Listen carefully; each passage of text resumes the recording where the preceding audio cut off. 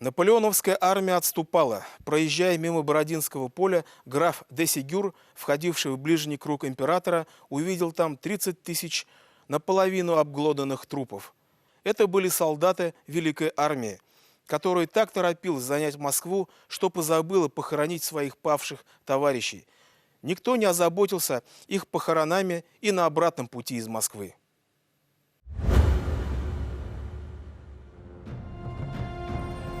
Наполеон все еще тешил себя надеждой перезимовать в Смоленске и с началом весны изменить сложившееся положение в свою пользу. Первоначальные планы Наполеона входило овладение складами Калуги и дальнейшая зимовка в Смоленске. То есть предполагалось, что Смоленск станет зимними квартирами для Великой армии. Однако выяснилось, что доклады, которые давали тыловые командиры Наполеона, не соответствовали реальности. В Смоленске отсутствовали значительные запасы продовольствия, и Наполеон с ужасом для себя осознал, что зимовать в России ему, очевидно, не придется. И в его задачу теперь стала цель спасти армию, вывести ее за пределы России, что, в общем-то, вылилось в паническое бегство по Старосмоленской дороге. 22 октября авангард русской армии под командованием Милорадовича, куда входил Донской корпус атамана Платова, атаковал маршала Даву перед Вязьмой. Затем было сражение при Духовщине между итальянским корпусом вице-короля Евгения Багарне и Платовым. Итог – несколько тысяч пленных. Причем в рапорте говорилось: брата в плен мало, а более кололи. Именно после этой победы стала рождаться европейская слава казаков. В составе Донского корпуса с середины октября сражался первый башкирский полк. 27-29 ноября состоялось последнее крупное сражение Отечественной войны 1812 года. Отступающая армия Наполеона была прижата к реке Березина и разгромлена войсками генералов Чаплица и Витгенштейна. В корпусе последнего сражались 4-й и 5-й башкирские полки.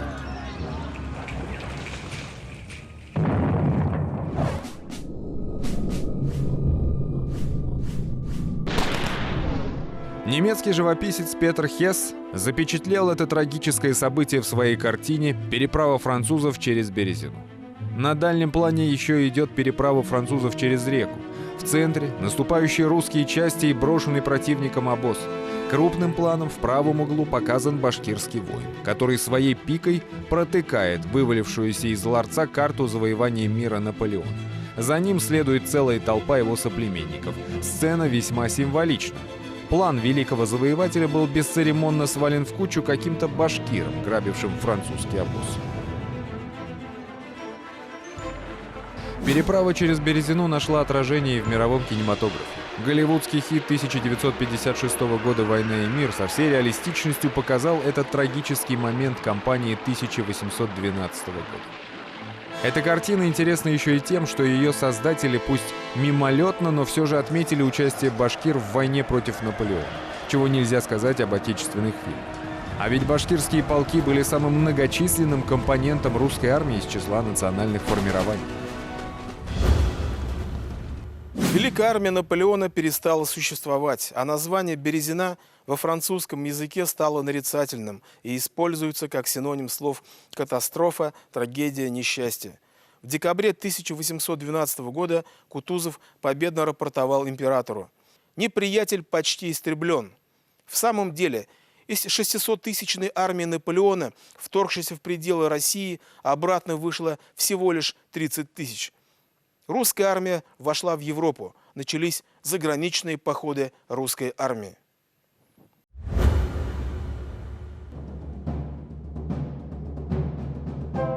Данциг, нынешний город Гданьск в Польше, а до начала наполеоновских войн один из портов Пруссии, был захвачен французами еще в 1807 году и превращен в сильнейшую крепость, гарнизон которой составлял 40 тысяч человек. Всю зимнюю кампанию российская армия была занята осадой так называемых привислинских крепостей, которые были задуманы Наполеоном еще в ходе кампании 1805-1807 годов, и как раз-таки ведением переговоров. Первым, с кем удалось договориться, была Пруссия. Она в феврале 1813 года переходит фактически на сторону России и начинает действия против Франции. Вот. В дальнейшем такой же союз предполагалось создать и с Австрией. В январе 1812 года корпус атамана Платова и первый башкирский полк в его составе, переправившись через Вислу, подошли к Данцигу. Затем сюда были подтянуты еще 8 башкирских, 1 тептярский, 1 калмыцкий и 1 оренбургский атаманский полки.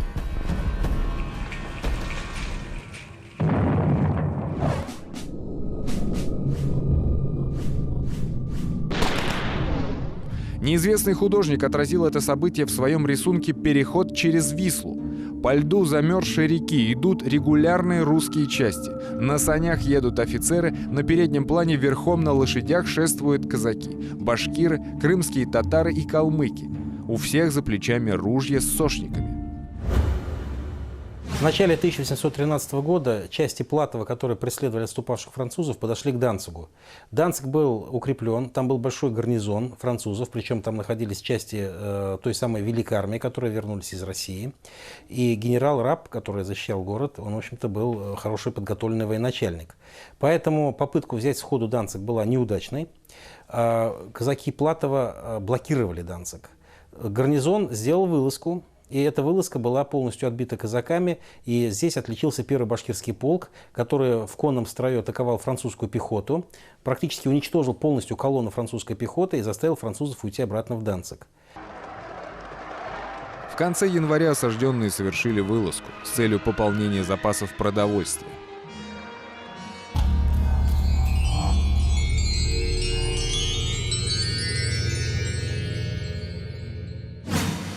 Желая владеть продовольствием в селениях окрестности Данцига, неприятель сделал 23 января вылазку на наш левый фланг против села Брентау, где немедленно был встречен казачьим полком Ребрикова, 3-го, и первым башкирским под командой майора Лачина, которые, несмотря на упорность неприятеля, поражая одного стремительными ударами и взяв несколько в плен, удержали вылазку. Из всей колонны, которая была отрезана от города, не возвратился в крепость ни один человек. На месте положено до 600, в плен взято до 200. Из журнала военных действий с 26 по 29 января 1813 года. Весной осадный корпус возглавил герцог Фюртембергский. Осада шла очень долго. В составе блокадного корпуса находился 2-й тептярский полк, 7-й башкирский полк, 5-й башкирский полк. Эти части осаждали город до декабря 1813 года. Почему? Потому что не хватало осадных орудий, укрепления были достаточно крепкие и хватало продовольствия и вооруженных сил у французов, которые находились в этом городе.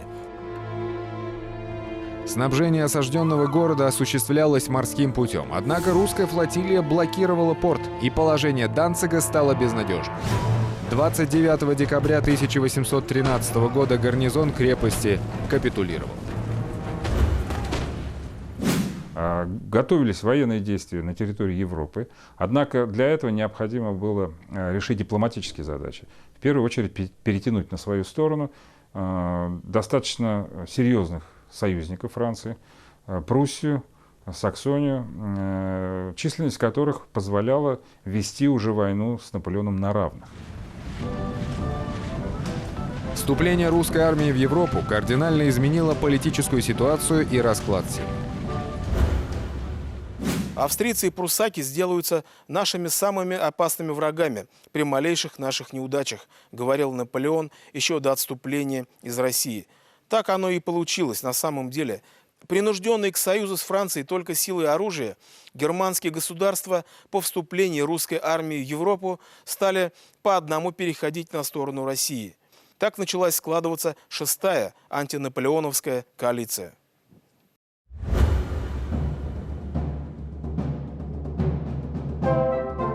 Тем временем армия Кутузова, освободив Варшаву, расположилась в Польше, на территории которой по условиям Тильзитского мира было создано вассальное по отношению к Франции Великое герцогство Варшавское. Поляки, будучи самыми верными союзниками Наполеона, предоставили ему 100-тысячную армию.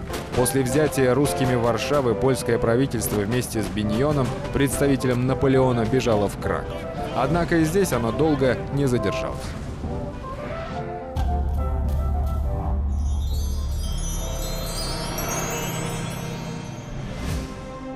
Как только пришло в Краков известие о предстоящем прибытии туда казаков, калмыков и башкиров, состоявших в русском корпусе, то Биньон и польские министры бежали в Галицию. Модест Богданович. История войны 1813 года за независимость Германии. 1863 год. Здесь идет речь об отряде генерала Фабиана Остен-Сакена, будущего члена Государственного совета при Николае I и фельдмаршала, в составе которого были 2-й башкирский, 2-й калмыцкий и 2 донских полка. В советской историографии утверждалось, что Кутузов был против продолжения войны после выхода России к своим государственным границам.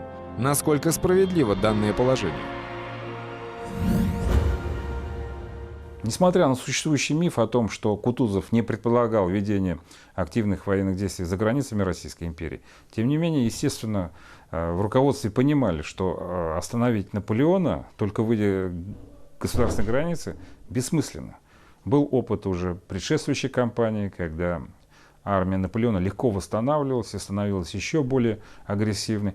Поэтому, несмотря на некоторые выводы историков о том, что, например, Кутузов предполагал закончить военные действия с выходом границы, естественно, не соответствовали реальности. Русская армия готовилась к летней кампании 1813 года. В предвкушении новой европейской драки никто и не заметил, как 16 апреля умер фельдмаршал Кутузов. К лету 1813 года завершается формирование 6-й антифранцузской коалиции, состоявшей из России, Пруссии, Австрии, Англии и Швеции. В русской историографии войну 6-й коалиции принято называть заграничным походом русской армии, а в германской – освободительной войной, которая привела не только к освобождению Германии от Наполеона, но и к созданию Второго рейха, то есть Германской империи, той самой, которая будет воевать с Россией в Первой мировой войне через 100 лет.